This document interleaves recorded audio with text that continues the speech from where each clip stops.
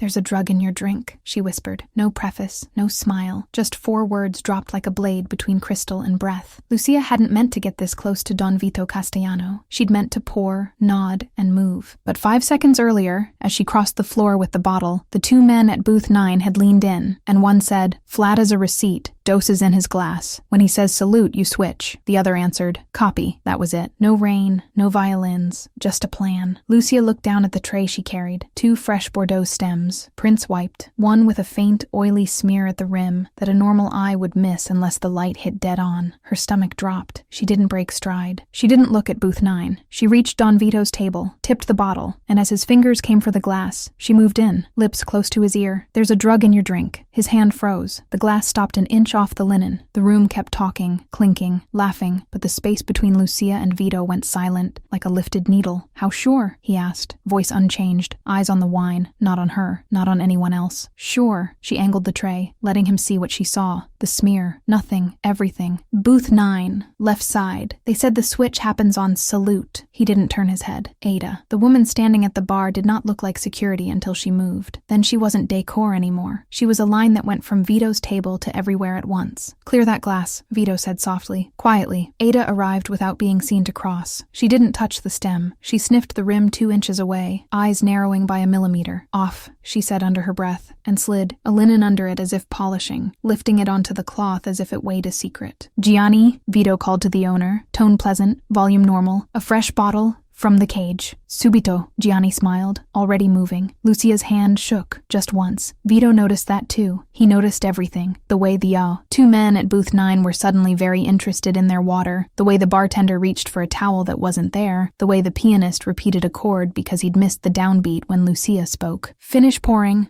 Vito said, still the perfect guest. "My friends are thirsty."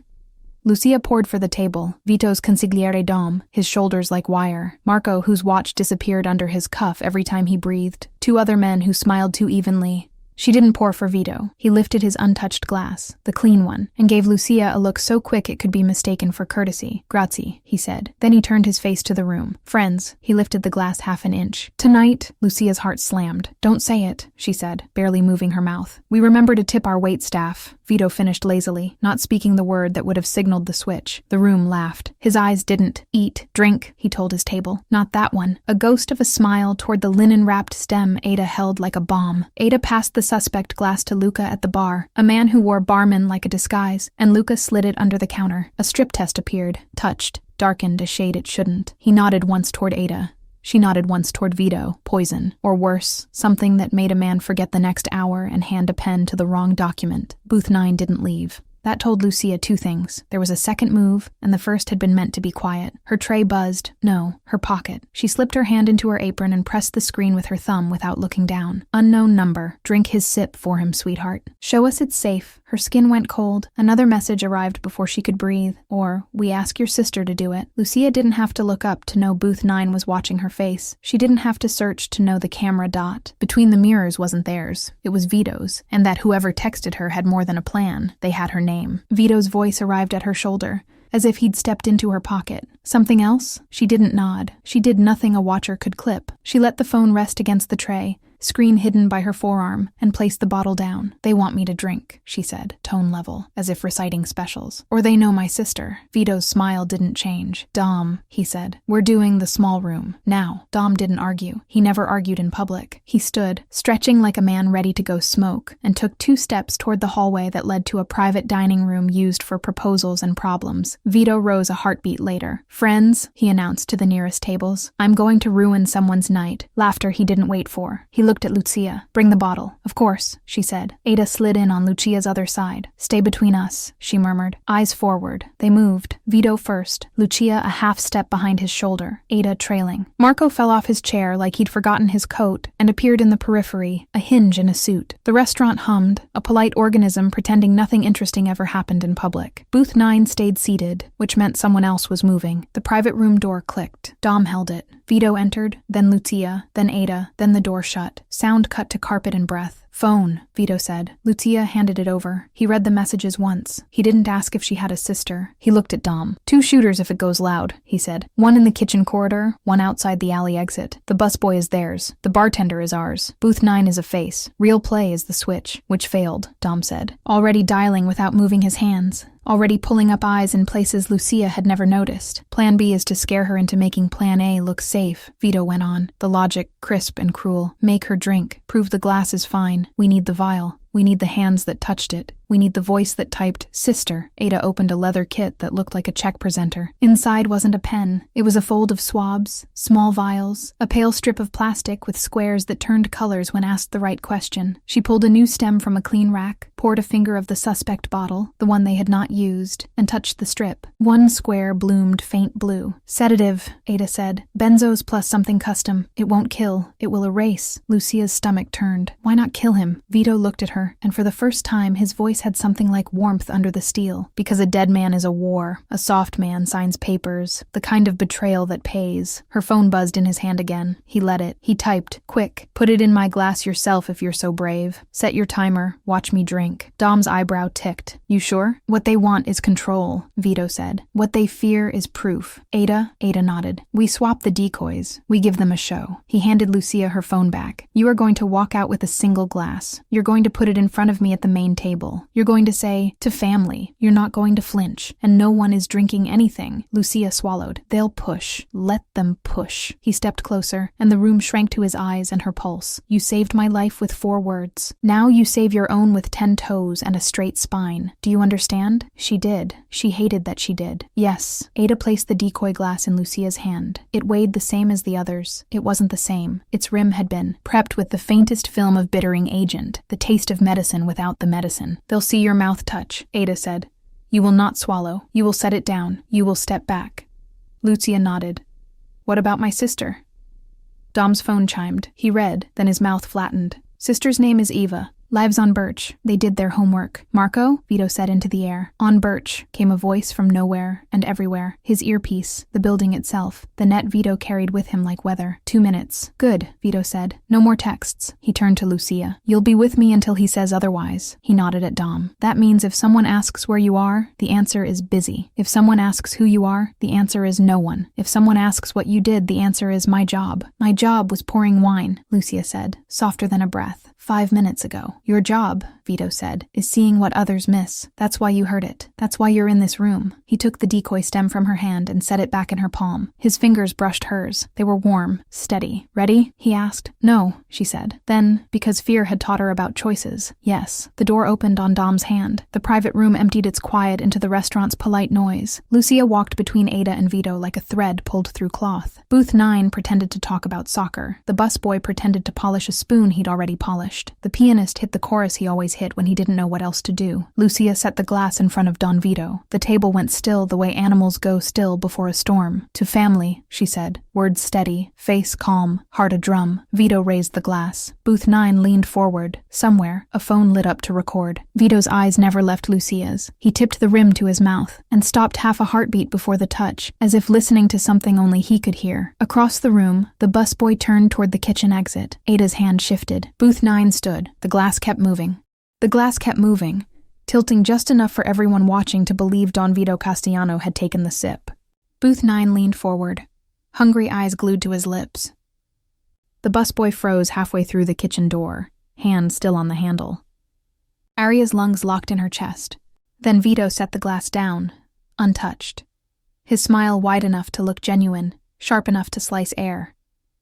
"Perfect," he said, tone velvet. "Smooth, strong. Just how I like it."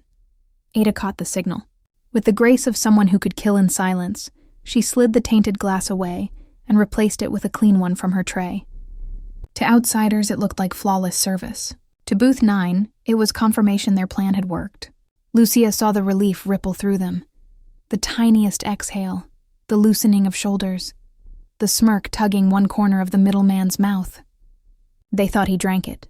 They thought the sedative was already crawling into his blood. Vito didn't look their way.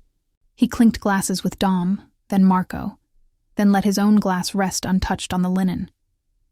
His bodyguard sipped. He didn't. He never did when danger smelled this close. "Lucia," he said suddenly, voice pitched for only his table. Another bottle. Her throat dried. Yes, signor. She turned toward the wine station, but Ada's hand brushed her wrist, halting her. A whisper. Keep eyes on booth 9. Don't blink.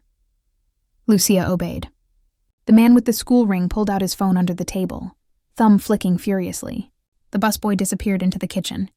The third man, broader, gold chain glinting under his collar, tapped his napkin like a silent countdown. Her phone buzzed in her apron. She didn't want to look, but she did. Unknown number. You should have swallowed it for him.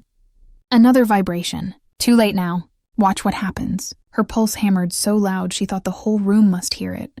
Vito saw her face pale. His smile never faltered. Dom, he murmured, cutting through the chatter around them. Now. Dom's thin frame unfolded.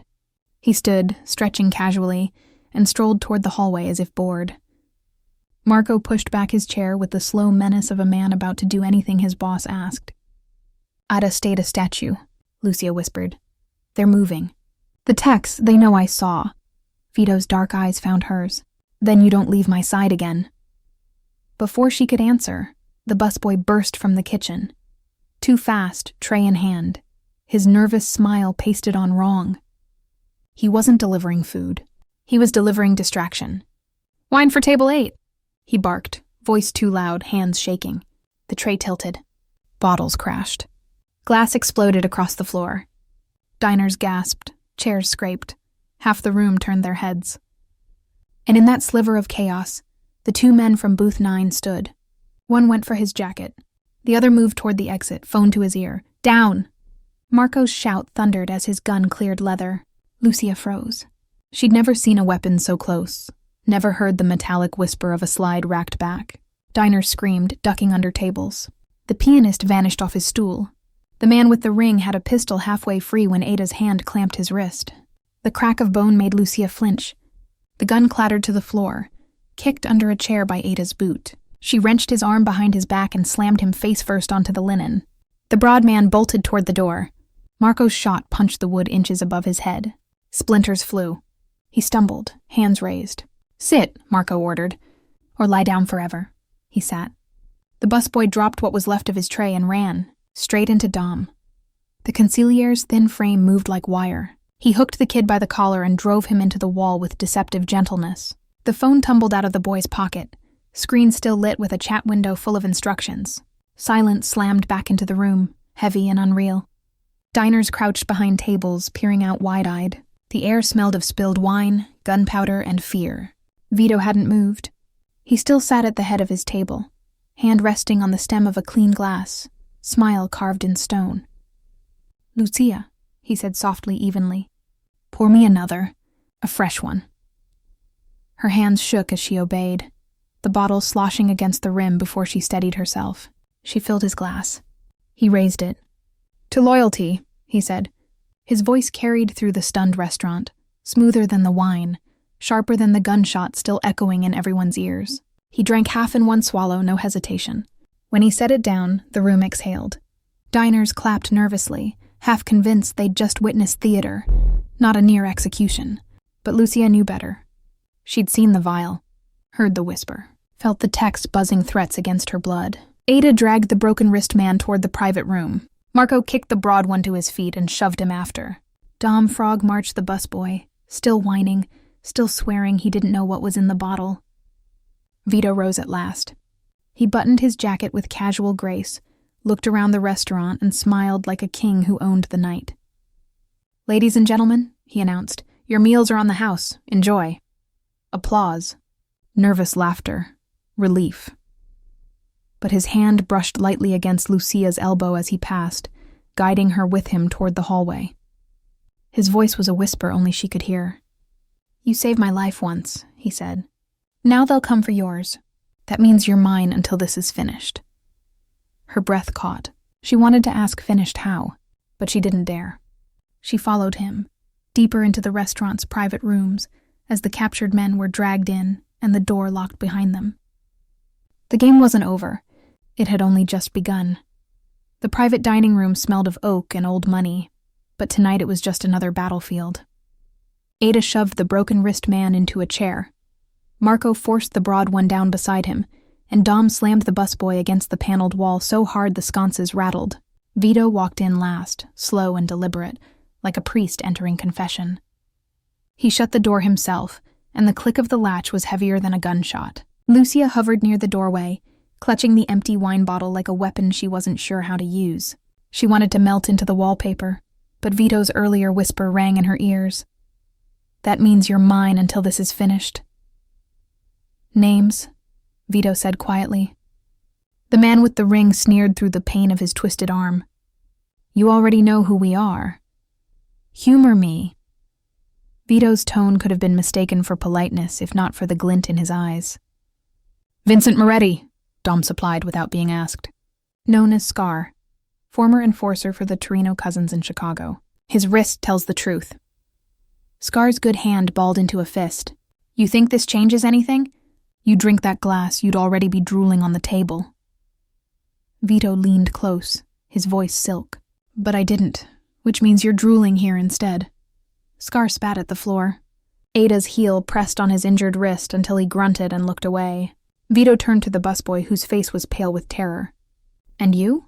I was just told to put the vial in the ice," the boy stammered. "They said I'd make good money. I didn't even know what it was." Dom plucked the phone off the floor and scrolled. Instructions, timestamps, pictures. They sent him everything. He knew. The boy's eyes filled with tears. "Please, I didn't mean—" Vito cut him off with a look. "Meaning doesn't matter. Actions do." Lucia flinched at the coldness of his tone. She wanted to speak up, to say the boy was young, maybe scared, maybe used. But the memory of those text messages, "We know your sister. Drink up," froze her tongue. Marco jerked his chin at the broad man. "Goldie Russo. Those teeth aren't fake." Debt collector turned hitter. "Likes breaking bones more than paying bills." Goldie smirked, gold glinting under the chandelier. "What can I say? I've got expensive taste." Vito stepped between them like a conductor before an orchestra. "So 3 men, 1 vial, 1 plan that failed, and 1 problem for me to solve." Scar leaned forward, breathing hard. "You can't touch us. We're connected. Kill us here. You start a war with Chicago." "Chicago already started it," Dom murmured. Vito's smile didn't reach his eyes. "I don't need to kill you tonight, Scar. I only need to know who sent you." Scar pressed his lips together. Ada twisted his arm again. The wet crack made Lucia's stomach turn. He gritted his teeth through the pain. "Carmine Torino. He wanted proof you could bleed. That's all." "Carmine," Vito repeated softly, like tasting a wine he'd once enjoyed and now found sour. Always too ambitious for his own good. Lucia's chest tightened. She didn't know Carmine, didn't know Chicago politics, but the way Vito said his name carried history. The busboy sobbed. "Please, I didn't know it was Mafia business. I have a sister."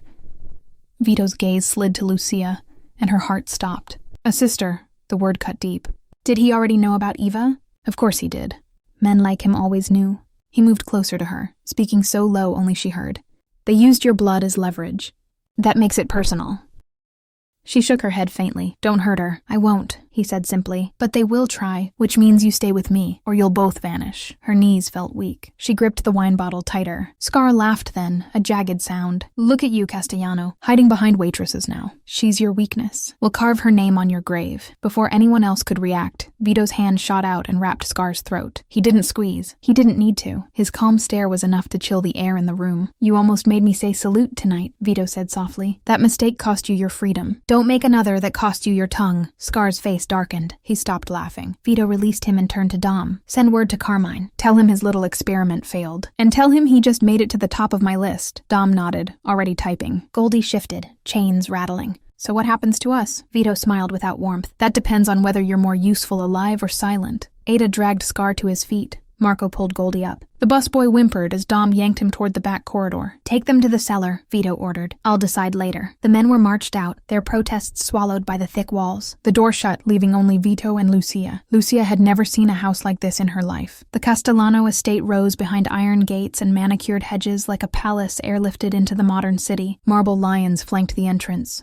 stone eyes watching as the black sedan rolled through. Guards in dark suits stood at discreet angles on the lawn, radios tucked into their collars, weapons invisible but inevitable. Lucia sat stiff in the backseat, her canvas bag on her lap. She had packed exactly what Vito told her to. One change of clothes, her work shoes, and nothing else. Even the photo of her and Eva taped to the fridge felt too dangerous to take. She kept her hands tight on the bag strap, as if that simple canvas tether was the only piece of her old life she had left. "Breathe," Ada murmured from beside her. The woman hadn't stopped shadowing her since the night at La Fenice. "You look like you're walking into your own funeral." "Maybe I am," Lucia muttered. Ada's expression didn't change. Better this than the alternative. Scar wasn't lying. Carmine Torino doesn't leave loose ends. You'd already be in a ditch if Vito hadn't claimed you. Claimed. The word burned. The car stopped at the grand steps. Marco opened her door and offered a hand. She hesitated before taking it, acutely aware that every guard's gaze tracked her like a spotlight. Inside, the estate smelled of polished wood and expensive cigars. Chandeliers glittered above sweeping staircases. Portraits of long-dead Castellanos glared from gilded frames. It was beautiful, overwhelming, and suffocating. "Don Vito is waiting in the study," Marco said. "This way." Lucia followed him through a maze of corridors. Each turn revealed another guard, another camera, another reminder that freedom had been traded for protection. Finally, Marco opened a heavy double door and gestured her inside. The study was less intimidating than the rest of the house, but only barely. A mahogany desk stretched across the room, papers neatly stacked, maps pinned to the wall behind it. Vito stood at the window,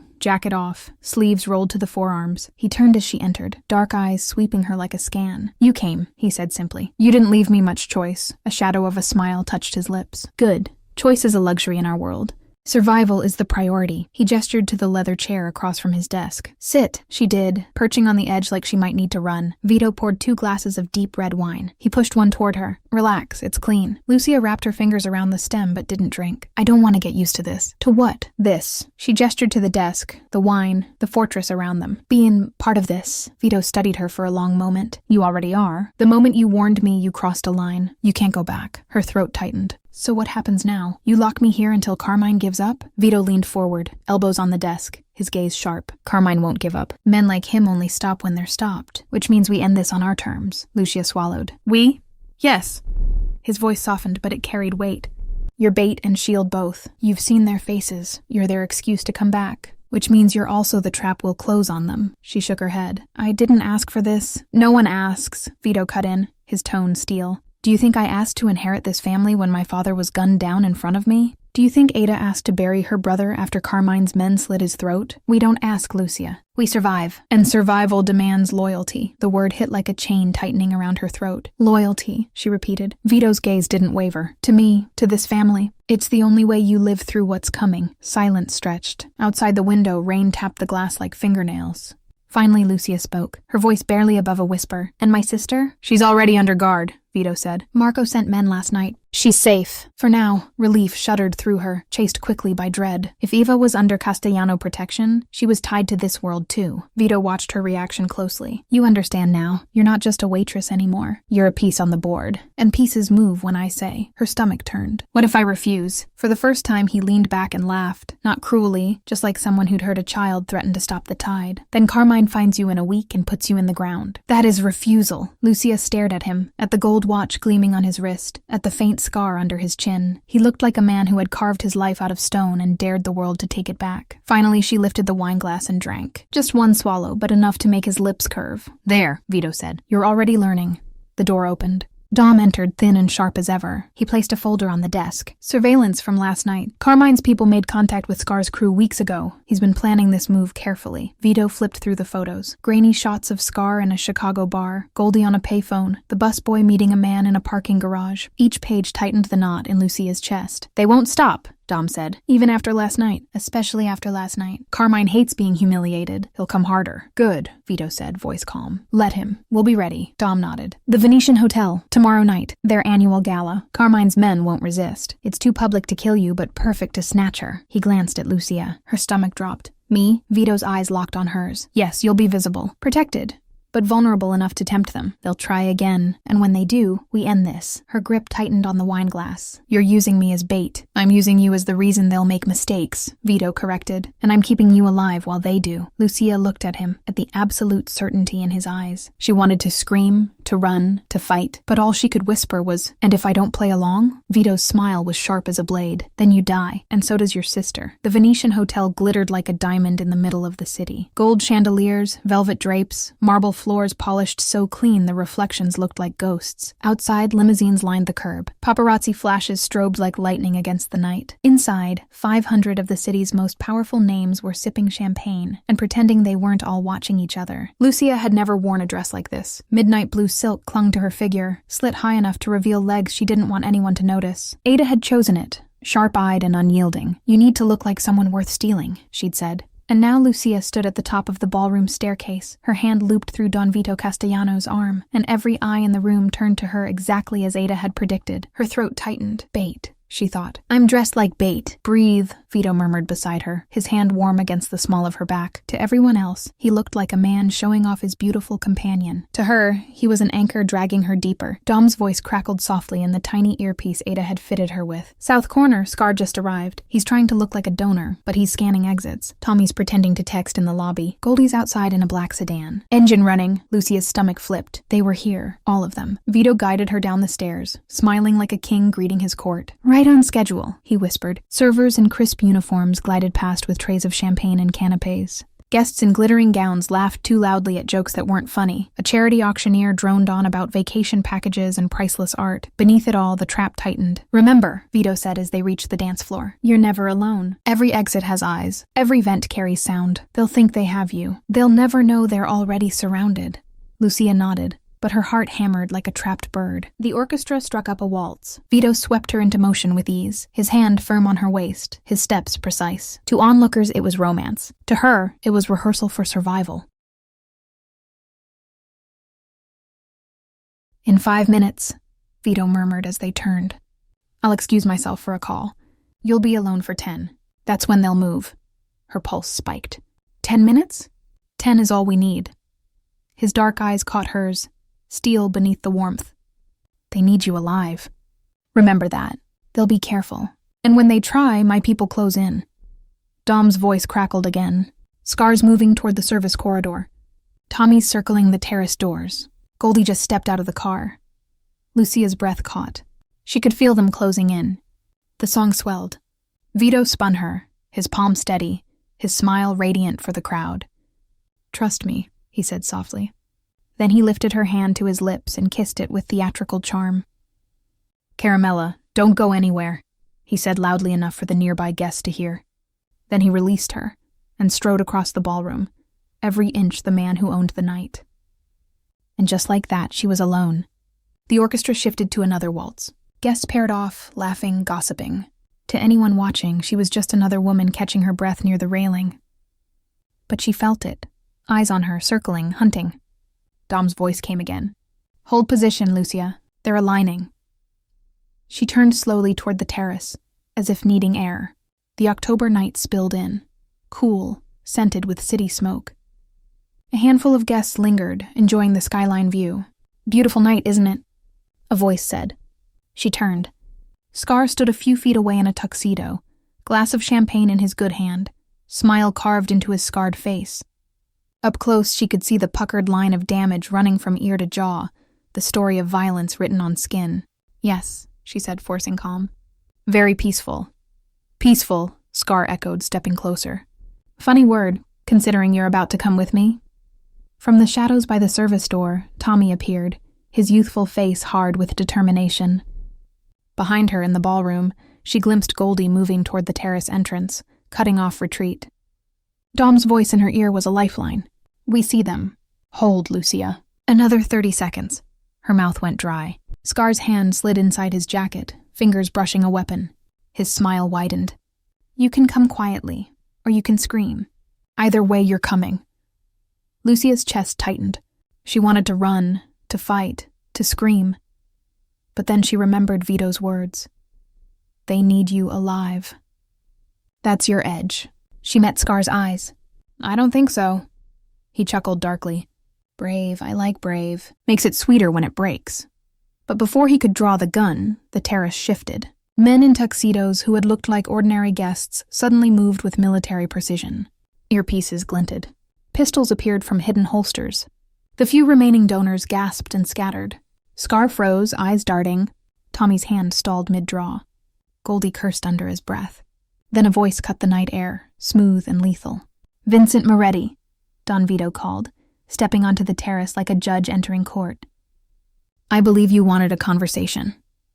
Scar's face drained of color. Around him, every path was blocked. Ada by the door, Marco by the railing, Dom near the service corridor. The trap had sprung. Lucia's knees nearly gave out, but she stood tall. The predators were caged. For the first time, she realized Vito's promise had been real. She was never alone. But as Scar's cold eyes flicked toward her, she understood something else.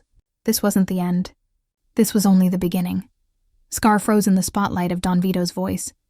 For a heartbeat, his scarred face stayed hard, eyes darting between exits, weighing the impossible. Then he smiled, slow and bitter. "You're clever, Castellano," he said, raising his hands just enough to show he wasn't reaching for his gun. "But clever only buys time. Chicago won't forgive this." "Chicago doesn't have to forgive," Vito replied smoothly, stepping closer. "They only have to remember. And tonight, they will remember your failure." Marco moved in like a shadow, gun leveled at Goldie's chest. Ada pressed her blade discreetly against Tommy's ribs. Dom slipped behind Scar, pale eyes glittering. The terrace was no longer a ballroom view. It was a cage. Lucia stood near the railing, her chest tight, her hands trembling. But her eyes didn't leave Vito. He was calm, controlled, dangerous. The kind of man who could turn a gala into an execution without blinking. Scar tilted his head toward Lucia.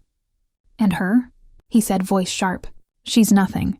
A waitress you dragged into this. Kill us and she'll still die. Carmine won't stop until he buries her and everyone she loves." Lucia's breath caught. He knew. Somehow he knew about Eva. Vito's gaze flicked to her, then back to Scar. "That was your mistake. Threatening what's mine." Scar's grin faltered. "Marco," Vito said. Marco shoved Goldie to his knees. Goldie cursed, but the muzzle against his neck silenced him. Ada twisted Tommy's arm until the boy whimpered. Dom held Scar steady with a grip like iron.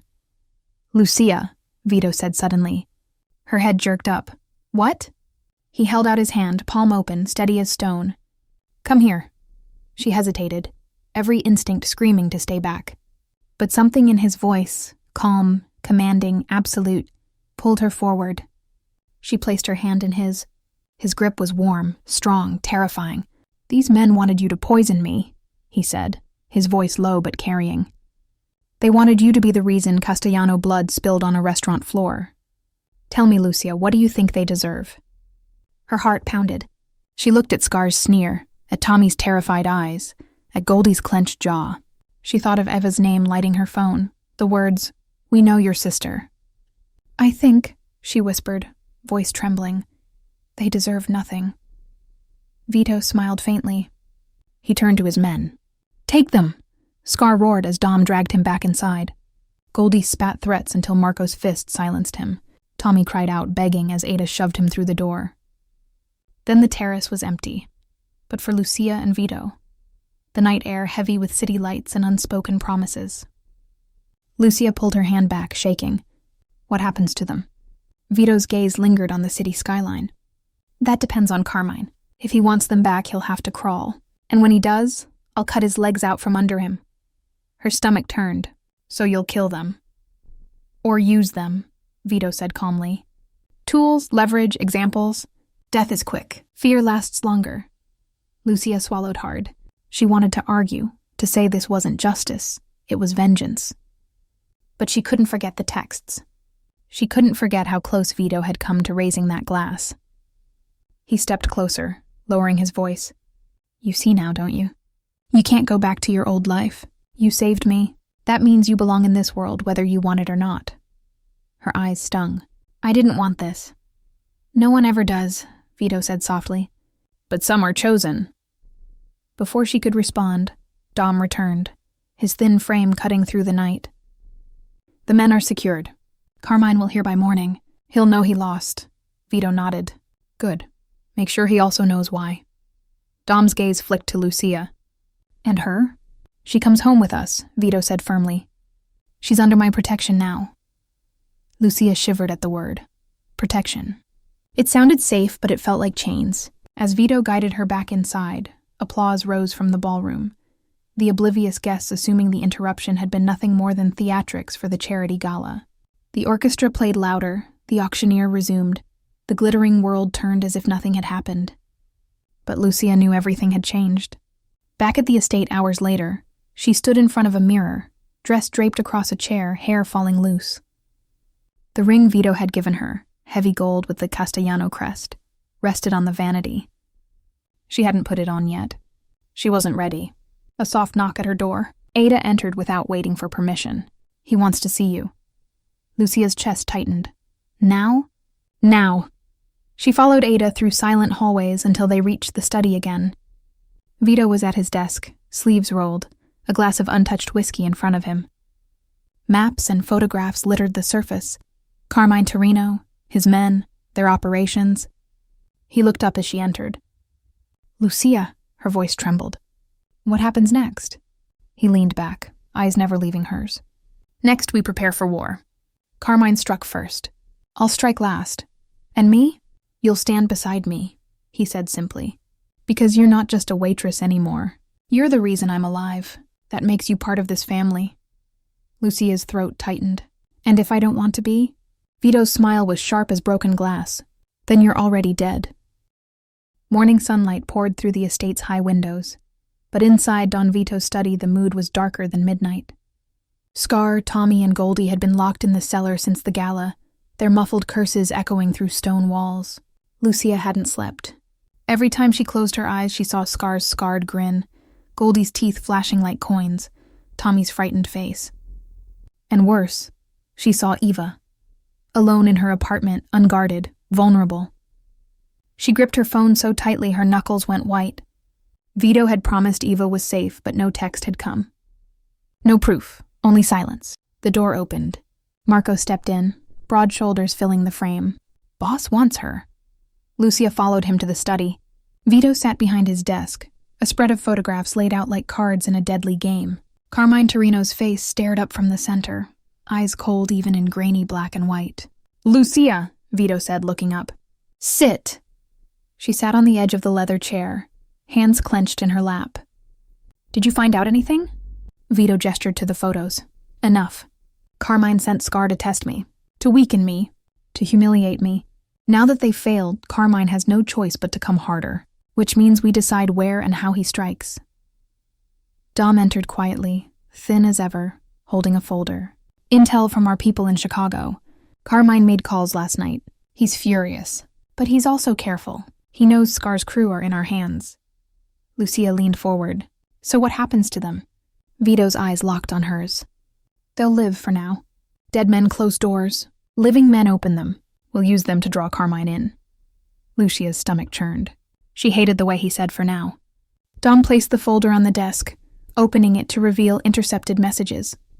One line stood out in bold red. "The sister is leverage. Use her to smoke them out." Lucia's blood ran cold. "Eva," she whispered. Vito's expression darkened. "Marco?" Marco nodded. "She's under guard. My men checked in 2 hours ago. She's fine." "Fine isn't enough," Lucia snapped, her fear exploding into anger. "They know about her. They'll keep trying until Carmine is dealt with," Vito cut in. His voice was steady, but his eyes burned.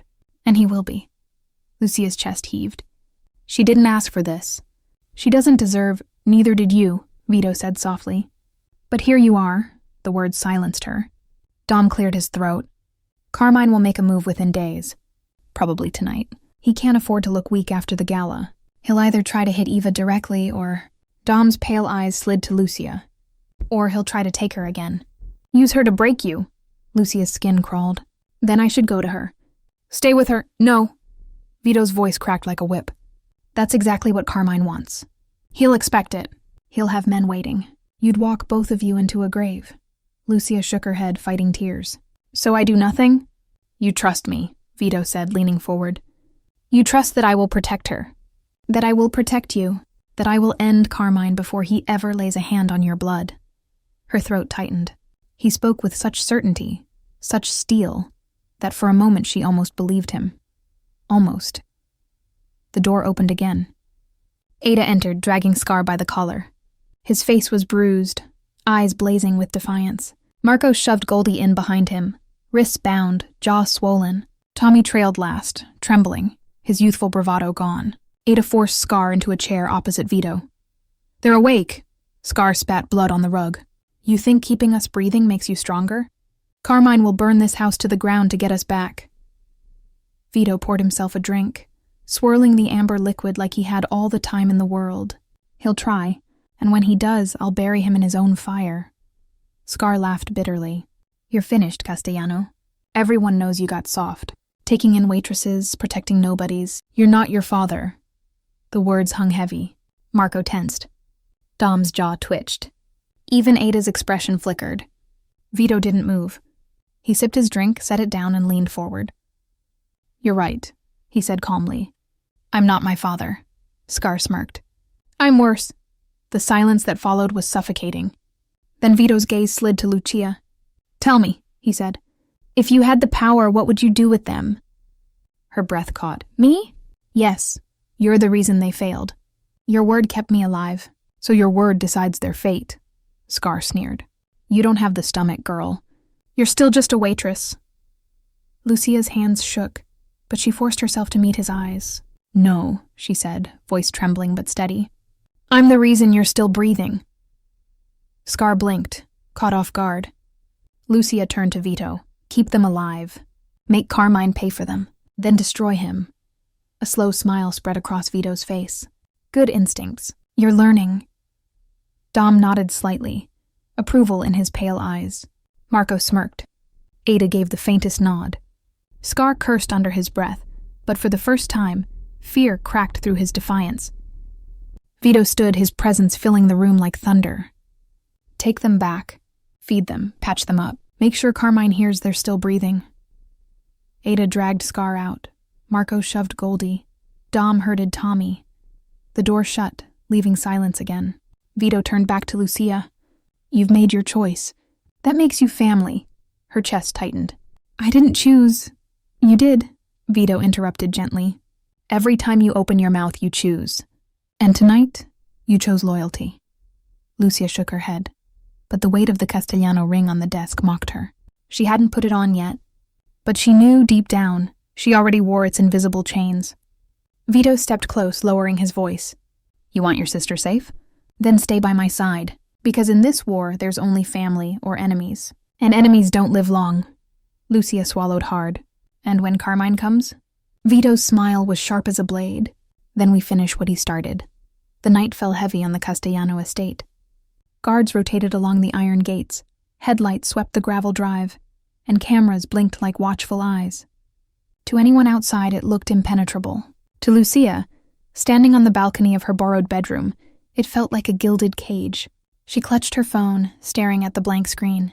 No messages from Eva. No proof she was really safe. Vito's promise replayed in her mind. Marco has men on her. She's fine, but promises didn't quiet the storm in her chest. A knock at her door jolted her. Ada stepped in, silent as always. You're needed, she said simply. Lucia followed her down marble halls into the war room, Vito's study transformed. Maps of Chicago and the city sprawled across the desk, red pins marking locations, strings connecting faces. Dom hunched over a laptop, scrolling intercepted texts. Marco leaned against the wall, loading magazines with methodical precision. Vito stood at the head of the table, sleeves rolled, voice calm. Carmine's patience has run out. He's making his move. Dom looked up, pale eyes sharp. Intercepted chatter confirms it. A team was sent tonight. Not for you, Vito, for her. He nodded at Lucia. Her stomach dropped. Eva? Dom clicked a file open. Security camera stills filled the screen, grainy images of men in black hoodies near a modest apartment building. Her apartment building? Eva's building. Lucia's breath hitched. No, she was supposed to be safe. She is, Marco said flatly. My men intercepted them before they reached the door. 3 shooters, 2 fled, 1 dead. Lucia covered her mouth. Dead. Someone had died on her sister's street because of her. Eva's alive, Vito said firmly. That's what matters. Tears stung her eyes. For how long? They'll keep coming. That's why we stop them, Vito cut in, his tone steel. He pointed to the map. Carmine sent men across state lines. That's a declaration. He's forcing my hand. Dom adjusted his glasses. He'll expect retaliation. He'll prepare. Good, Vito said. Let him. This ends before the week is out. Lucia's voice cracked. You talk like it's simple. But it's not just you and Carmine, it's me. It's Eva.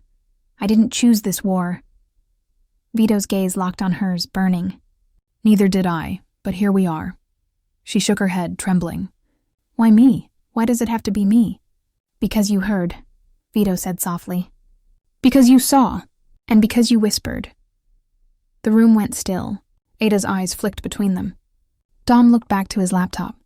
Marco slid another bullet into a magazine with a quiet click. Lucia's chest tightened.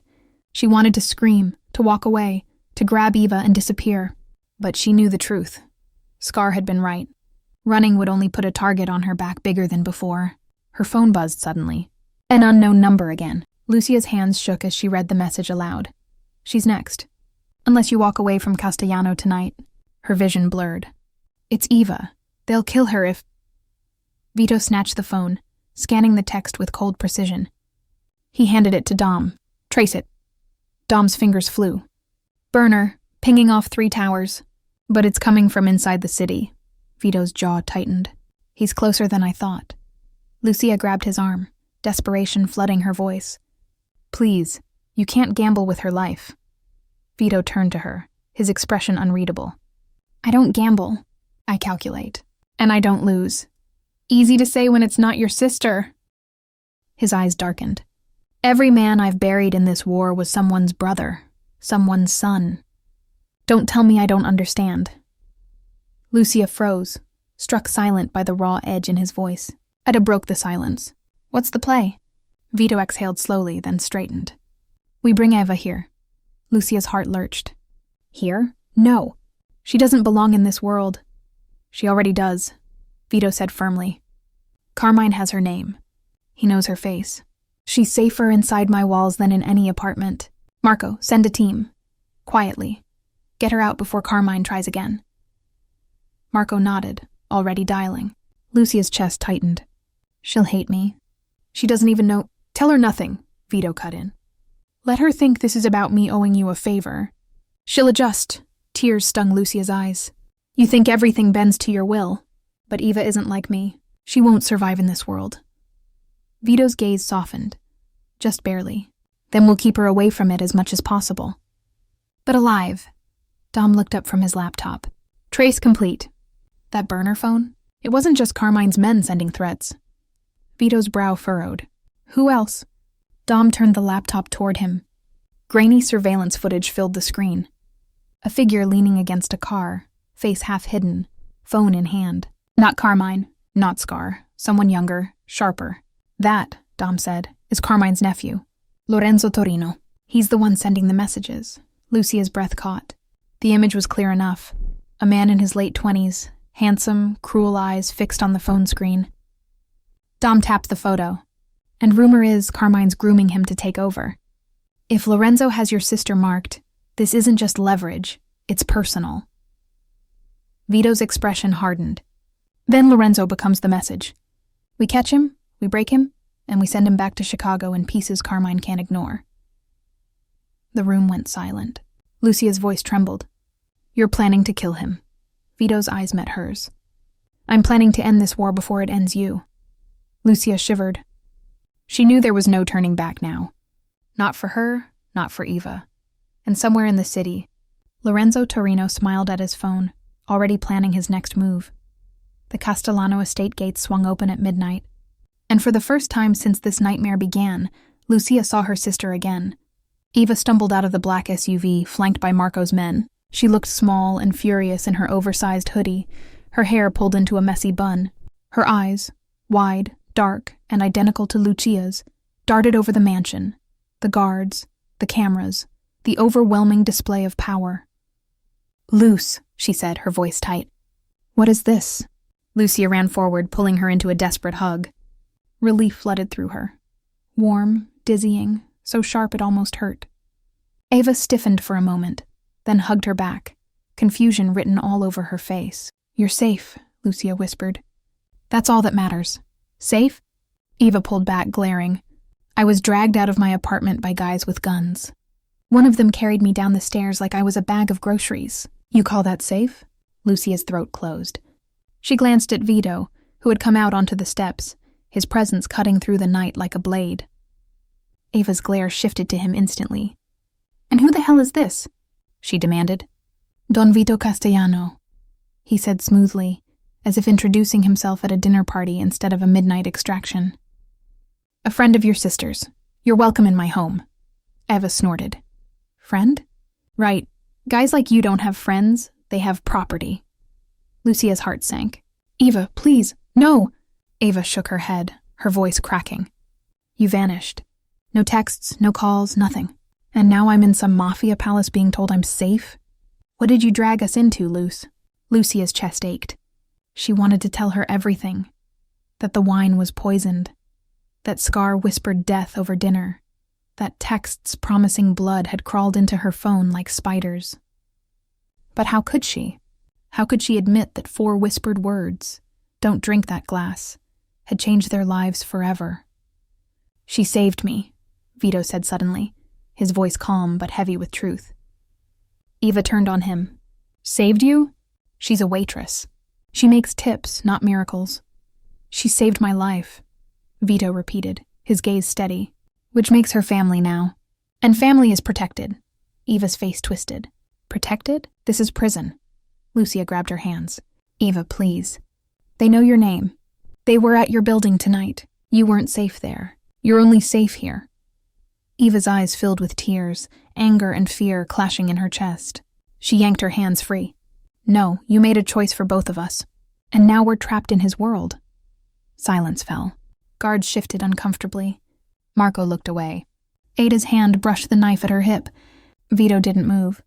"You're angry," he said, his voice low even. "That means you're still alive to feel it. Be grateful." Eva glared at him. "I don't owe you anything." Vito smiled faintly, dangerous in its softness.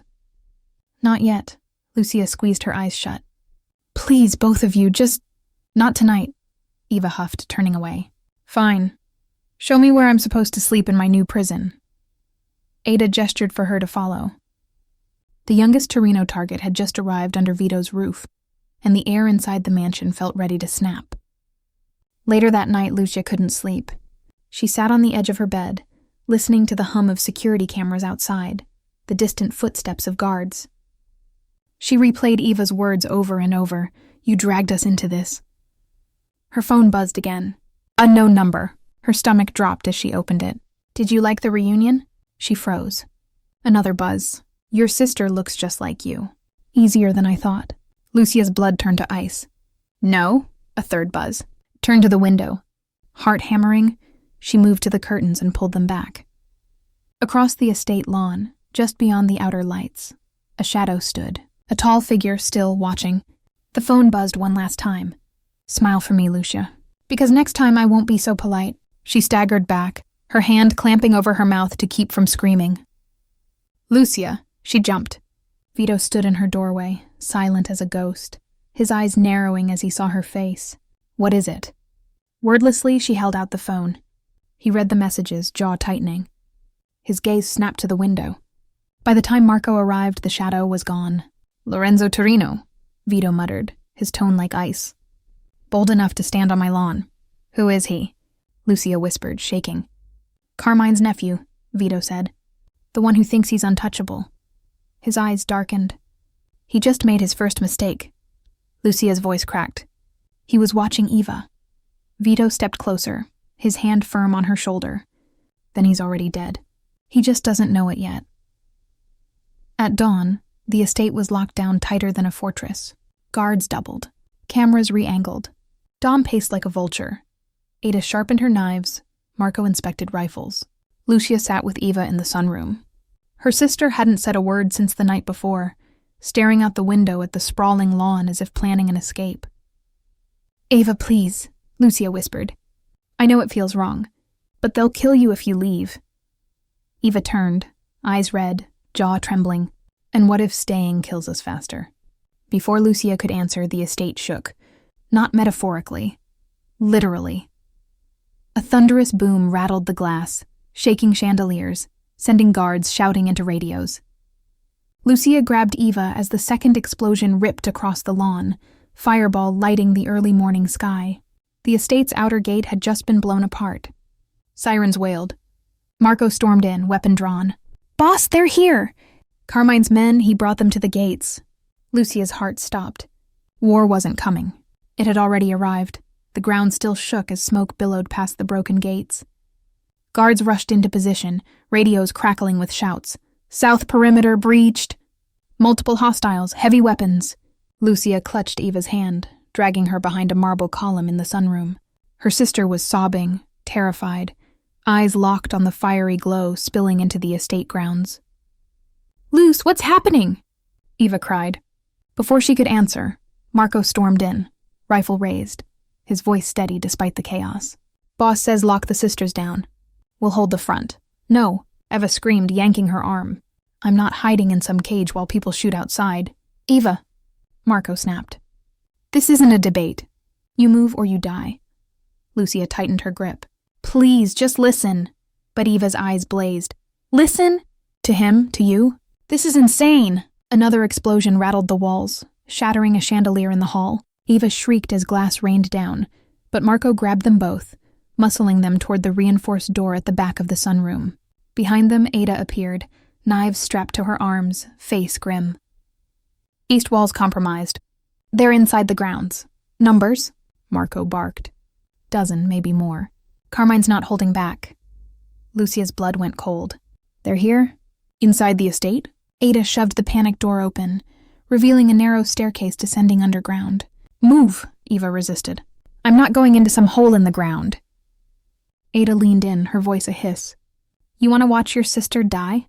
Because that's the only other option." Lucia pulled Eva into the stairwell before she could argue again. The heavy steel door slammed shut behind them, muffling the gunfire but not erasing it. The stairwell was dim, the air thick with dust and the hum of generators. Eva stumbled after her, still muttering curses. Lucia's heart pounded with each step, every boom above them shaking dust loose from the ceiling. When they reached the bottom, a thick vault-like door loomed ahead. Marco spun the wheel lock, shoving it open to reveal a bunker lit by fluorescent strips. Dom was already there, papers spread across a table, a handgun in reach. His pale eyes flicked to the sisters. "Good, at least they're alive." "Where's Vito?" Lucia demanded, breathless. "Where he always is when the wolves come to the door," Dom said evenly. "At the front, holding the line." The words hit like a fist. Above, the muffled roar of automatic fire rattled the bunker walls. Lucia pressed her palms over her ears, Eva burying her face against her shoulder. "Stay here," Marco ordered. "Do not open the door for anyone unless it's me or Ada. Understood?" Lucia nodded, though her chest screamed to run after Vito. Eva grabbed her hand like a lifeline. Marco disappeared back into the stairwell. Ada followed with a last glance, her expression unreadable. The door clanged shut, leaving them sealed in the bunker with Dom. Eva was pacing like a caged animal. "This is insane. They're bombing us. You're just going to sit here and wait to die?" Dom's voice was sharp. "Your sister already saved his life once. That's the only reason you're breathing. Don't waste it." Eva spun on him. "Saved his life? What is she, his pet now?" Lucia's chest burned. "Eva, please." "No, Luce." Eva snapped. "You keep defending him, but all I see is a man who dragged us into hell." Lucia's lips trembled. "I dragged us into hell. I heard them planning to poison him. I whispered to stop him. That was me, not him." Eva's face crumpled. "Then you ruined us." The words stabbed deeper than any bullet. Before Lucia could answer, the floor above boomed like thunder. Dust rained down. Dom grabbed his radio, his voice sharp. "Status, static." Then Marco's voice strained. "They've breached the East Hall, Heavy fire. Boss is pushing them back, but... The radio cut with a screech. Lucia's blood went cold. Marco? No answer. Dom cursed under his breath, turning to the sisters. Stay down here. If Castellano falls, you'll be their prize. Lucia's chest heaved. She couldn't breathe. Couldn't sit still while Vito fought upstairs. The man who had pulled her into this world, chained her to it, terrified her. He was also the reason Eva was still alive. She stood suddenly, heart-hammering. I'm going up. Dom's eyes narrowed. No. Yes, she said, voice shaking but firm. If they're here for me, hiding won't stop it. They'll tear this place apart. Eva grabbed her arm. Luce, don't... Lucia turned to her, tears brimming. If I don't, we both die anyway. The radio crackled faintly. Vito's voice, calm even through static. Dom, hold the bunker. I'm buying time. Lucia froze. His tone wasn't victory. It was finality. No, she whispered. He's not going to make it. Dom's jaw tightened. He will. Another explosion shook the bunker, lights flickering. Eva screamed. And then silence. Too heavy, too wrong. The radio crackled again, but this time it wasn't Vito. A mocking voice slithered through the static. Carlo sends his regards. The king's about to fall. Hand over the sisters, and maybe we'll let you crawl out alive. Dom's face drained of color. Lorenzo. Lucia's knees buckled. He was inside the estate. Eva clutched her tighter, whispering in terror. Luce. He's coming for us. The bunker lights flickered once, then twice, as the sound of heavy boots thundered above. Dust sifted from the ceiling, sprinkling the table where Dom had spread his maps. Eva clung to Lucia's arm, nails digging into her skin. The radio crackled again. Lorenzo's voice, smooth, cruel, too close. Castellano's finished. His men are bleeding on the lawn. Open the door, sweetheart. Save yourself and your sister. Otherwise we'll come in and take you. Lucia's blood ran cold. He was talking directly to her. Dom's pale eyes snapped to the steel vault door. He moved like a blade, quick and efficient, stacking files, sliding a pistol across the table toward her. Lucia stared. I don't know how to... You'll learn fast, Dom said. Point and pull. That's all that matters, Eva gasped. You're giving her a gun? She's never... The bunker walls shook violently, cutting her off. Metal groaned. The reinforced door bulged inward with the force of explosives. Breaching charges, Dom muttered. He racked his own pistol, calm as death. When it blows, stay low. Aim for legs, not heads. You're not soldiers, but you can slow them. Lucia's hands shook as she gripped the weapon. The weight felt unreal, alien. Her reflection in the polished steel table showed a woman she barely recognized. Hair wild, dress torn, fear written across her face. But beside her was Eva, trembling, wide-eyed, whispering, I don't want to die here. Lucia's chest hardened. She couldn't let that happen. The explosion came like a thunderclap. The vault door tore off its hinges, crashing inward in a shower of sparks and smoke. Figures stormed through. Men in black tactical gear, rifles raised. Dom fired first, 2 sharp cracks. One man dropped. Another stumbled. Marco's voice roared faintly from upstairs. He was still fighting. But here, in the bunker, the battle had reached them. Down!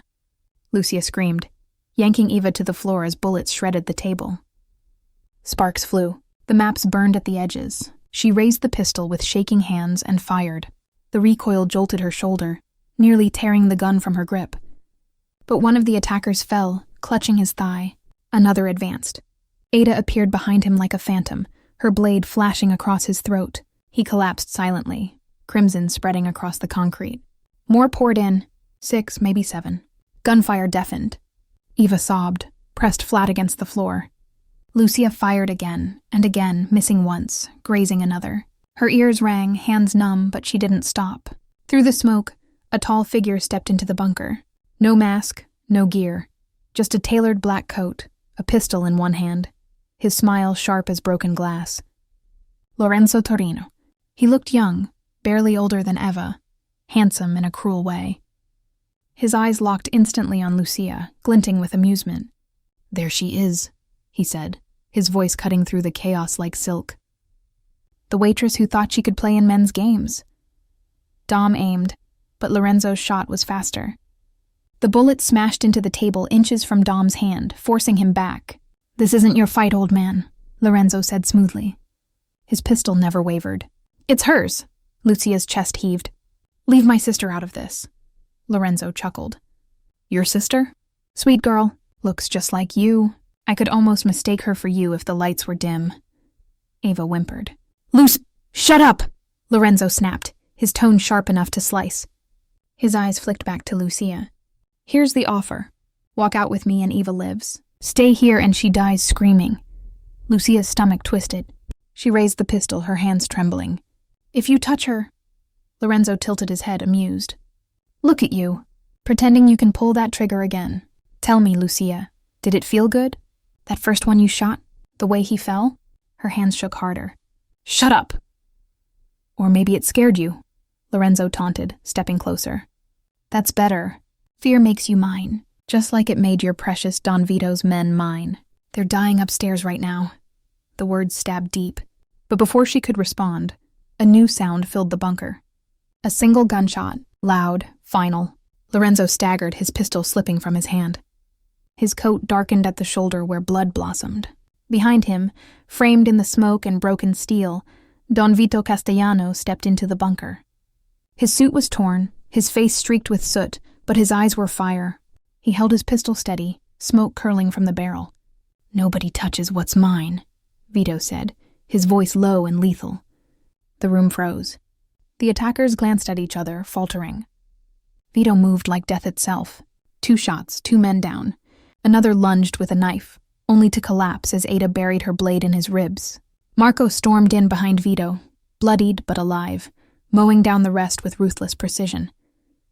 Within seconds, the bunker was silent again. Smoke drifted. Bodies sprawled across the floor. Only Lorenzo remained alive, clutching his bleeding shoulder, glaring up at Vito with venom.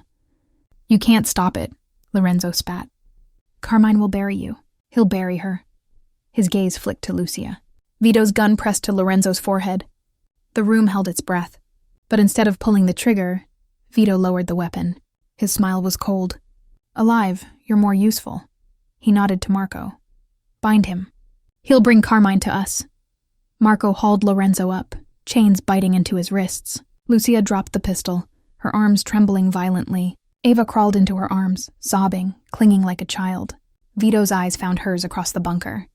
And in that moment, through smoke and blood, she understood. She wasn't just part of this war anymore. She was the reason it would end.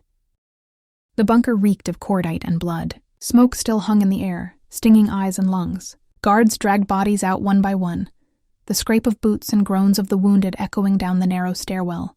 Lucia sat on the floor, Eva curled against her chest, both of them shaking in silence. The pistol she'd dropped lay a few feet away, black metal against the concrete like a reminder of what she'd done, what she'd become. Vito stood in the center of the room, soot-stained and bloodied, but his presence was unshakable. He watched as Marco chained Lorenzo tighter, iron cuffs digging into flesh. Lorenzo's smirk never left, even with blood soaking his sleeve. "You think keeping me alive wins you anything?" Lorenzo taunted. "Carmine will scorch the earth to get me back. He'll tear this city apart." Vito's gaze was cold steel. "Good, let him come. For once he'll walk into my fire instead of the other way around."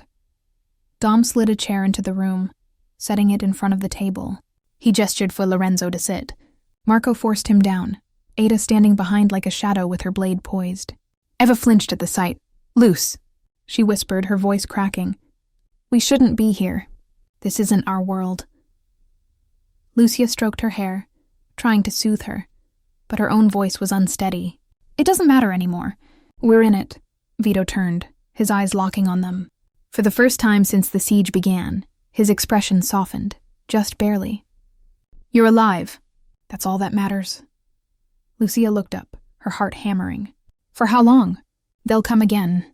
They won't stop until Carmine is finished," Vito said, cutting her off, his tone absolute. Lorenzo chuckled darkly. "You're dreaming, Castellano. You think this little fortress makes you untouchable? Carmine has allies. Politicians, cops, judges. You won't know where the bullet's coming from until it's in your skull." Vito's smile was thin. "Then I'll make sure he never pulls the trigger." He leaned closer, his voice low, dangerous. Tell me where he's hiding. Tell me where he keeps his war chest. Do that, and maybe you'll see Chicago again. Lorenzo spat blood onto the floor. Go to hell. Ada's knife kissed the side of his neck. You'll get there first, she said flatly. But Vito raised a hand, stopping her. No, he stays breathing, for now. Dom adjusted his glasses. Boss, if we hold Lorenzo, Carmine won't retreat. He'll escalate.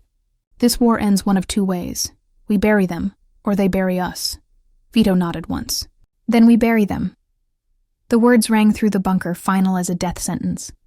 Hours later, after the last flames outside were extinguished and the dead cleared from the estate grounds, Lucia stood alone in the courtyard. The night was eerily still now, broken gates replaced with armed guards and temporary barricades. Ava refused to leave her side, clutching her arm as if letting go meant being swallowed whole. We have to run, Luce, she whispered. Now, before it's too late. Lucia shook her head, her throat tight. There's nowhere to run, don't you get it? They'll find us anywhere. Then we disappear, change our names, leave the country. Lucia almost laughed at the absurdity. With what money? With what papers? And with Carmine hunting us like animals? Eva's tears shimmered in the moonlight. I don't care about money. I just want you back. I want us back. Lucia pulled her into a hug, holding her tightly. I want that too, she whispered. But that life is gone. Behind them, a door opened. Vito stepped into the courtyard, his jacket replaced, his presence still commanding despite the exhaustion lining his face. Lucia, he called softly. She turned, Eva tightening her grip. Vito's gaze swept over them, then settled on Lucia. We move tomorrow.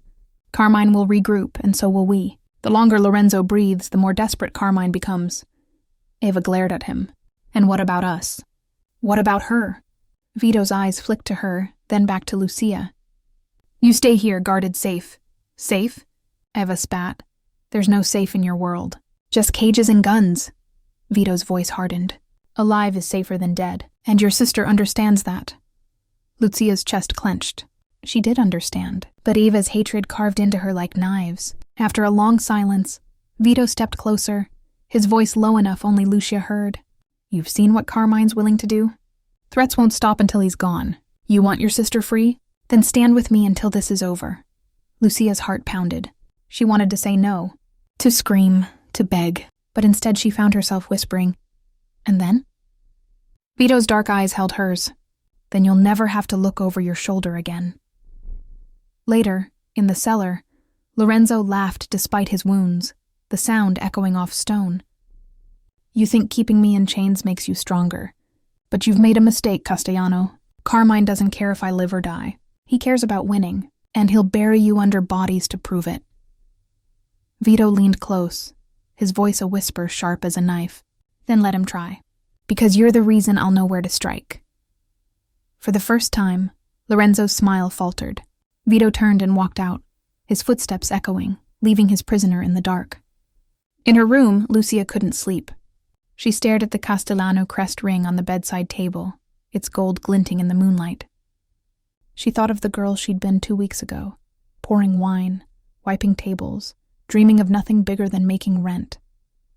That girl was gone. In her place was a woman tied to a man who waged war with cities, a woman whose sister's life now depended on whispers, guns, and choices she never wanted to make. She slipped the ring onto her finger, the weight sinking into her bones. Outside, thunder rumbled, not from the sky, but from the war drums of Carmine Torino, already marching closer. And in the silence of her room, Lucia whispered to herself the truth she could no longer deny. There's no escape. Only survival. The morning after the siege, the Castellano estate looked like a scar. Charred earth blackened the gates, broken glass glittered in the grass, and guards patrolled with harder eyes than before. But inside, war rooms never slept. Lucia stood at the edge of the study, Ava curled into a chair beside her, refusing to look at anyone. On the desk lay a single folder, delivered by a courier who hadn't lived long enough to explain it. Vito flipped it open. Inside was a letter, typed, unsigned, but stamped with a seal everyone in the room recognized. Carmine Torino. Vito read aloud, voice calm, almost amused. Return my nephew by midnight tomorrow. Fail, and I'll turn this city into a graveyard. You're outnumbered. You're outgunned. Don't test me." He folded the letter neatly, set it aside, and poured himself a drink. "He's nervous." Dom arched an eyebrow. "That's not nerves. That's a line in the sand." "Lines are meant to be crossed," Vito said. Lucia's voice cracked. "You're going to fight him, even if it burns the city down?" Vito's dark eyes met hers. "I don't burn cities. I own them. Carmine's mistake is thinking we play the same game." Ava scoffed, breaking her silence. "You're all insane. He's threatening to kill hundreds of people, and you sit here talking about owning cities." Ada leaned against the wall, arms folded, knives glinting. "Your uncle made the threat, not us." "He's not my uncle," Eva snapped. "He's not our anything. We're not part of this." But her words fell flat. Even she knew they were already too deep. Dom slid a map across the desk. "Chicago strongholds. Carmine's men run most of the west side, but his real base is the warehouse district. Cash, weapons, safe houses. Burn that and you burn him." Vito sipped his drink, studying the map with cold eyes. "Perfect." Lucia's stomach twisted. "Perfect? People live there, families, you can't just—" He cut her off. "I don't kill civilians, Lucia, but I will cut the legs out from under anyone who points a gun at me, or at you." Her breath caught. "At me?" "You're the reason Carmine's desperate," Vito said softly. "You embarrassed him. You gave me leverage. Now he'll throw everything at breaking you. That's why you stay close to me." Eva's voice was sharp. "So you're just going to use her? Like bait?" Vito didn't blink. "Like family." Eva stood, trembling with rage. "You keep saying that word. Family. But all I see are cages and chains. If you really cared about her, you'd let her go." Lucia's heart clenched. She wanted to say yes, to beg Vito to release her. But when her eyes met his, something else rose. Fear. Yes, but also a dangerous pull she couldn't deny. "She's safer here," Vito said.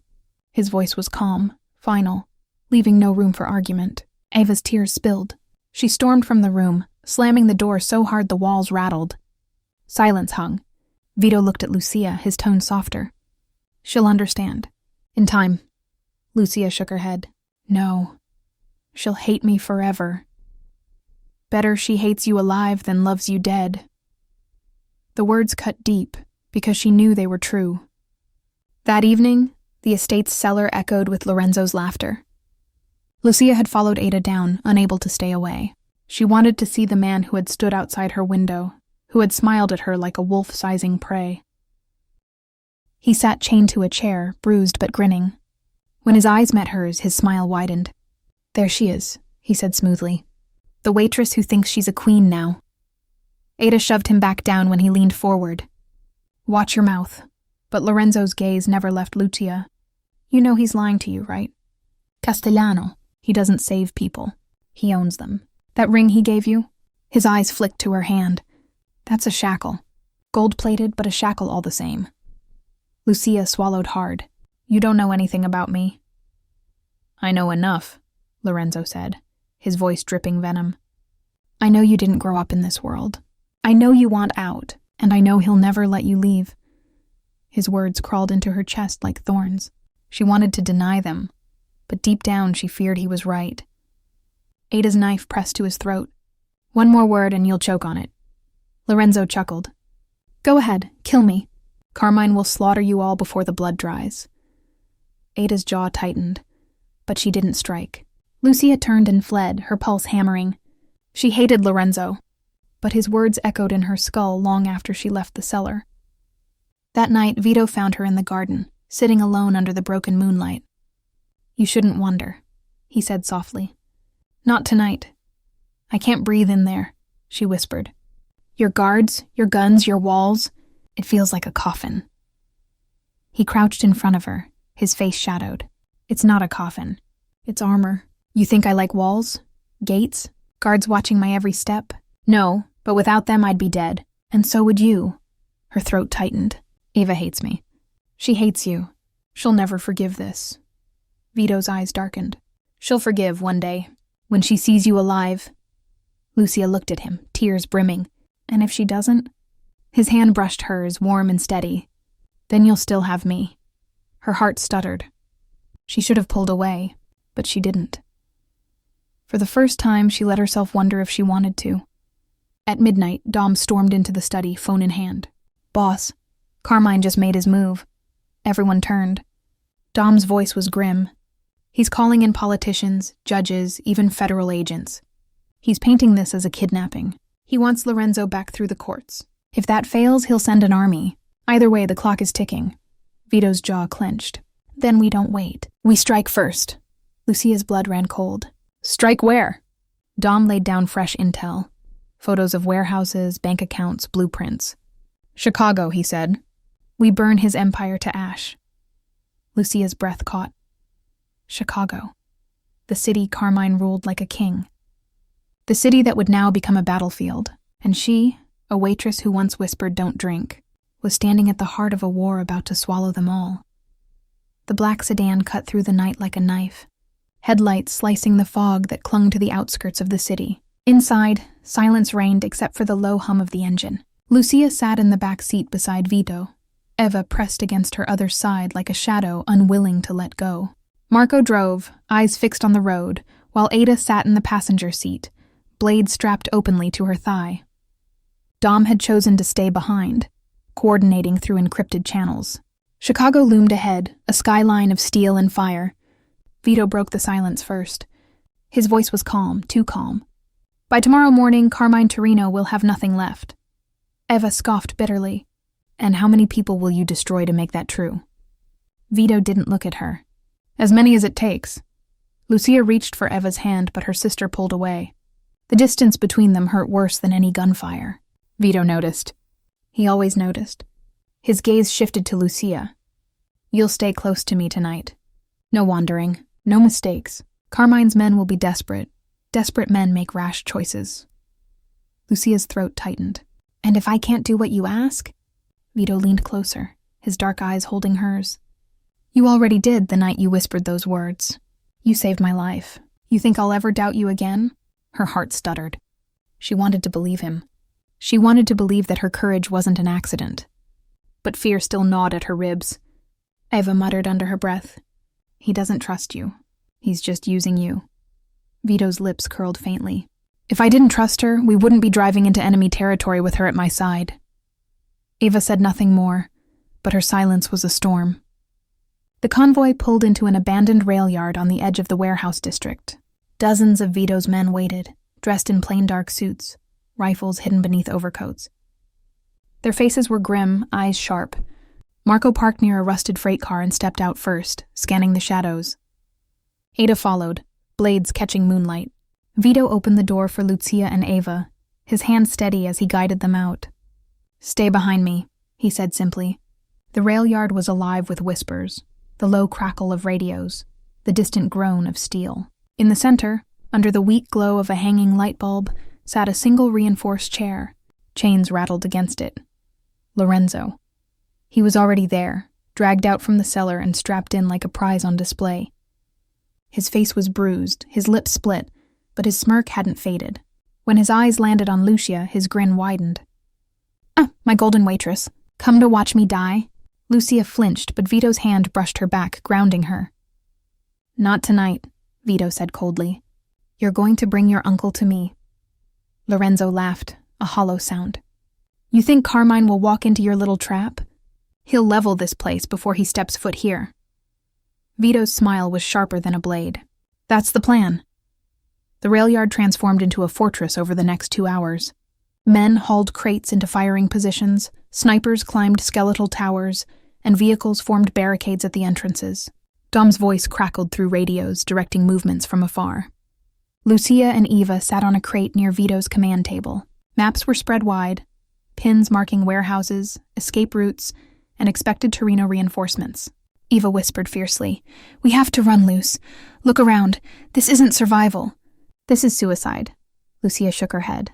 "If we run, they'll find us. You saw what they did at the estate." "I'd rather die free than live like this," Eva snapped too loud. Heads turned. Vito didn't. He continued studying the map as if her words were nothing more than passing wind. But Marco's eyes narrowed, and Ada shifted uneasily. Ava's defiance was dangerous here. Dangerous to herself. Dangerous to them all. Lucia grabbed her hand, squeezing. "Please, not now." Eva yanked free, tears burning in her eyes. Near midnight, the sound of engines filled the night. Headlights appeared on the far side of the rail yard. Dozens of vehicles. Black SUVs, armored trucks. Carmine Torino's army. The men shifted, rifles clicking into readiness. The tension was a living thing, sharp as glass in the air. Vito stepped forward into the open yard, unflinching, his coat sweeping like a banner. Lucia's breath caught. He looked every inch the king of this war, unyielding, unafraid. The convoy stopped. Doors opened. Carmine Torino emerged. He was nothing like Lorenzo. Older, broader, dressed in a flawless three-piece suit that gleamed under the weak lights. His presence filled the yard, radiating command. Beside him marched his lieutenants, dozens of men with rifles in hand. When his gaze found Vito, the corner of his mouth lifted. "So, the boy king of New York comes to Chicago. And he brings... what?" His eyes flicked to Lucia, sharp and cruel. "A waitress?" Laughter rippled through his men. Lucia's chest burned with shame and fury, but she didn't look away. Vito's voice cut like steel. "She's the reason you failed, and she'll be the reason you lose again tonight." Carmine's eyes narrowed. "You're playing with fire, Castellano." "Fire's the only language your family understands," Vito replied. The air crackled. A single spark could ignite it into war. Lorenzo laughed from his chair, chained but grinning. "And here it is. The end of kings." Dom's voice crackled in Lucia's hidden earpiece. "Stay steady. Wait for my signal." Her heart thundered. Eva clutched her arm so tightly it hurt. Carmine raised a hand. His men aimed rifles. Vito's fingers brushed the trigger of his pistol, his body perfectly still, and then the world held its breath. The rail yard was silent except for the hum of Carmine's engines and the cold night wind rattling through rusted steel beams. Hundreds of eyes fixed on the two men standing in the center of the open yard. Don Vito Castellano and Carmine Torino. Lucia's pulse thundered in her ears. She clung to Eva's hand, though her sister was trembling so hard she could barely stand. Every instinct screamed to run, but there was nowhere to go. Carmine stepped forward, his shoes crunching gravel, his suit gleaming even in the half-light. He looked at Vito as if measuring a coffin. "You've made a mistake bringing this fight here," Carmine said, voice booming like a judge passing sentence. "Chicago is mine. Every dock, every warehouse, every street corner. And you..." His gaze flicked to Lucia, sharp as a blade. "Brought a waitress to a war." Vito didn't flinch. "You should know by now, Carmine. Sometimes it's the smallest moves that tip the board." He tilted his head slightly. In the shadows, Castellano snipers shifted. Lucia could feel it, an invisible net already strung around the Torinos. Carmine smiled coldly. "And sometimes pawns get sacrificed." He snapped his fingers. In an instant, chaos erupted. Gunfire exploded like thunder, tearing through the rail yard. Sparks flew off metal crates. Men shouted, fell, scrambled. The war had begun. Lucia dropped with Eva behind a stack of freight, her heart in her throat. Bullets punched holes into the steel inches above her head. "Stay down!" Marco roared, firing from the opposite flank. His voice was steady, but blood already darkened his sleeve. Vito moved through the chaos like he was born in it, firing with deadly precision. Two of Carmine's men fell before they even raised their rifles. Ada was a ghost in the dark, knives flashing, cutting throats before screams could rise. Lucia pulled Eva close, trying to shield her. She shouldn't be here. None of them should. But then she remembered Lorenzo's words. A waitress who thinks she's a queen now. Maybe she wasn't a queen, but she wasn't powerless either. Through the haze she saw him, Lorenzo, still chained to his chair, laughing like a madman as bullets flew around him. And then, impossibly, one of Carmine's men reached him, with a hidden key. The chains fell. Lorenzo rose, stretching his arms, his grin feral. "Miss me, uncle?" Carmine's eyes flared with recognition, then fury. "You betrayed me?" But Lorenzo was already moving, scooping up a rifle from a fallen guard. He aimed, not at Vito, not at Carmine, but at Lucia. Her blood froze. Vito shouted her name and fired, but Lorenzo ducked behind the wreckage. Bullets tore through the crate shielding her, wood splintering inches from her face. Ava screamed, "Run!" Lucia pushed her sister toward a gap in the barricades. "Find cover." Eva shook her head violently, clinging. Not without you. Lucia's hands trembled, but she shoved her away with every ounce of strength. Go! Eva stumbled into the dark, disappearing between freight cars. Relief and terror crashed through Lucia at once. But then Lorenzo was there, close, too close, his rifle aimed straight at her chest. Well, Bella, he hissed, sweat and blood streaking his face. Looks like you get to die in the story you wrote. Her hands shook as she raised her pistol. His laughter was cruel, echoing over the chaos. You won't shoot me. You're still just a waitress. Her finger hovered on the trigger. Her whole body screamed in terror. And then she remembered. The first night. The whisper. Don't drink. The glass frozen in Vito's hand. She had moved without thinking then, and she could move without thinking now. Lucia squeezed the trigger. The pistol cracked. Lorenzo staggered, his rifle falling from his hands. Blood bloomed across his chest, shock flashing across his face. His lips moved, trying to speak, but no sound came. He collapsed into the dirt. Lucia's chest heaved, her hands shaking violently. She had done it. She had killed him. Lucia! Vito's voice roared through the chaos. He was at her side in seconds, his arm hauling her up, shielding her with his own body as gunfire still cracked across the yard. It's over, she gasped, her voice breaking. Not yet. His eyes were fire. Not until Carmine falls. Across the yard, Carmine fought like a man possessed, his guards falling one by one. But Castellano's trap was closing, Marco's men driving them back, Ada carving paths through the chaos. Finally, Carmine found himself surrounded. Vito stepped into the circle, his pistol raised. Blood streaked his face, his suit torn, but his stance unshakable. It ends tonight, Vito said. Carmine spat on the ground. You'll never kill me. Even if you put a bullet in my skull, others will rise. The city will always belong to Torinos. Vito's smile was cold. Not anymore, a single shot echoed. Carmine crumpled to the ground, lifeless. The yard fell silent. It was over. Lucia stood frozen, her ears ringing, her heart pounding. She had just watched one king fall and realized another still stood, one who now owned not just the city, but her life. Ava ran back into the yard, her face streaked with tears, and threw her arms around her. Lucia clung to her desperately, both of them shaking, both of them alive. Vito holstered his gun and walked to them. He studied Lucia, his gaze lingering on the pistol still trembling in her hand. You saved me twice now, he said softly. And tonight, you saved yourself. Lucia's knees nearly buckled. She wanted to scream, to weep, to run, but when his hand touched her face, steady and warm, she realized the truth she couldn't deny. There was no running anymore. She belonged here, whether she chose it or not. 2 weeks later, Rosario's glowed like a jewel in the heart of the city.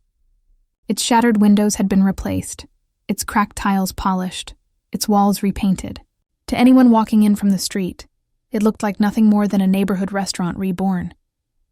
But Lucia knew better. This was no longer just a restaurant. It was a fortress, a throne room, the place where everything had begun, and everything had ended. She stood at table 4, the center of the room, smoothing the linen cloth with trembling fingers. The table where Don Vito Castellano had once nearly raised a poisoned glass. The table where she had whispered, "There's a drug in your drink." Her life had never been the same. Stop fussing. Maria's warm voice cut through her thoughts. The owner bustled past, smiling like she always did, but her eyes flicked toward the suited men stationed discreetly in every corner. They weren't busboys. They weren't waiters. They were Castellano soldiers. Lucia smiled faintly. Habit. Habits keep you alive, Maria said softly, squeezing her shoulder before moving on. The doors opened. A hush fell over the room. Don Vito entered. He wore no armor, no visible scars from Chicago, but his presence filled the restaurant like fire fills a hearth. His men flanked him, but they were unnecessary. Everyone who mattered already knew. Carmine Torino was dead, and the Castellanos ruled unchallenged. Lucia's heart skipped. She told herself it was fear. She told herself it was the weight of everything she'd done. But when his eyes found hers, she knew it was something else. "Bella," he said warmly as he reached the table. "Rosario's shines again. Just like you."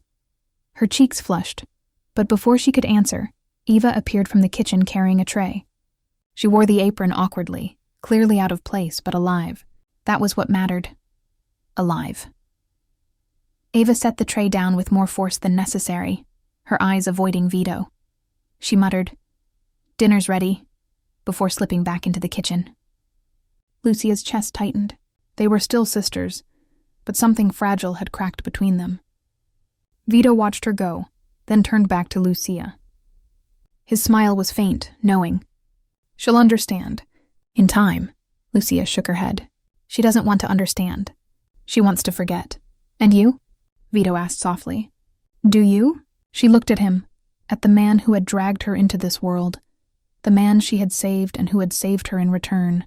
She thought of Lorenzo's body hitting the dirt. She thought of Carmine's last breath. She thought of the ring sitting heavy on her finger, the Castellano crest glinting in the candlelight. "No," she whispered. "I don't forget. Not anymore." His eyes softened. For the first time, she saw not just the king of shadows, but the man beneath. The man who bore scars invisible to the world. "Then your family," he said simply. Dom appeared at his side, pale eyes as sharp as ever. He set a glass of wine before Vito, then another before her. His voice was cool. "Everything is ready.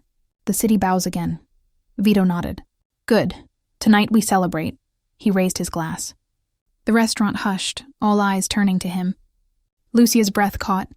This was the moment. The ritual. The toast. The word that had almost killed him weeks ago. Her hand trembled around her glass. She remembered the first night, her whisper against his ear. "Don't talk." Vito's eyes met hers. He smiled faintly, knowingly. "Salute," he said. The word no longer froze her blood. This time she lifted her glass with him. "Salute." Their glasses clinked, and the sound rang like a bell through Rosario's. Soft, final, binding.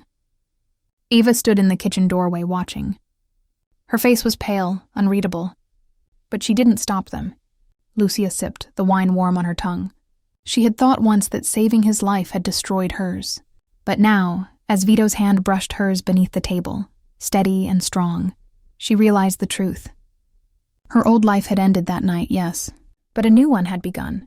A dangerous one, a bloody one, but one where she mattered. She wasn't just a waitress anymore. She was Castellano. Outside, the city roared with ordinary life. Cars, laughter, arguments, dreams.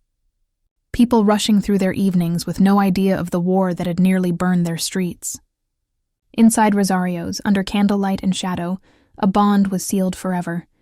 Lucia had learned the first rule of Vito's world. Once you were family forever.